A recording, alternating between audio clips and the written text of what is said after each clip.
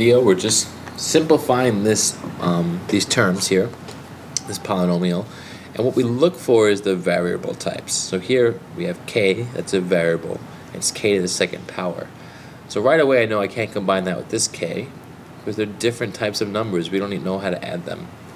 And then here's k squared, so I know that I can add this term to this one because the variables are both k to the second power. And that's nice and easy because 4k squared plus 5k squared, you can think of that as just adding these two coefficients. You can say, well, what's 4 plus 5, right?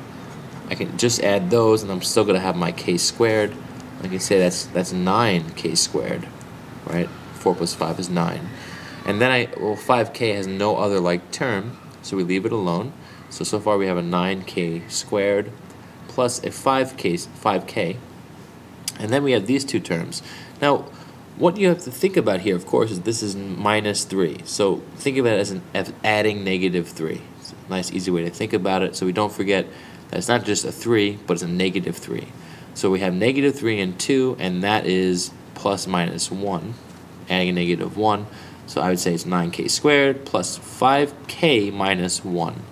Do we have that up here? Yep, right here. Choice B. Now in this problem, it relates to our last video where we were subtracting polynomials, and I talked about 3 strategies for doing or breaking down these kind of problems. I'm just going to use my favorite strategy here, and if you want to look back at the others, you can.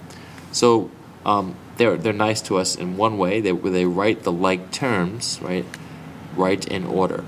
So those are the terms that we're going to combine, right? So the blue terms first. We have 3x squared minus, and let's just highlight this in green. That's our operation every time that connects like terms. So 3x squared and x squared are like terms. They both have the same variable. So 3x squared minus x squared is what? Well, that's 2x squared because I took 1x squared from 3x squared. Next, we have 4x minus negative 2x. Notice that negative sign, we're including it. So it's 4x minus a negative 2x. I'm actually going to write this one out. 4x minus a negative 2x. Well, whenever you subtract a negative, you're adding. So it's 4x plus 2x, which is 6x. So that's 6x. And then last, negative 7 minus 6, minus positive 6. So negative 7 minus 6. What does that equal? That's negative 13. So I get this right here. 2x squared plus 6x minus 13. Same strategy here. I'm just going to say that this time 3x squared doesn't have a like term, so we're going to leave it where it is. But 4x does, right? It's right there. And so does just the numbers, negative 3 and minus 1. So now we're just going to go through and add these like terms. So we have 4x, or let's just say subtract like terms. 4x minus 2x. Well, 4x minus 2x is just 2x's.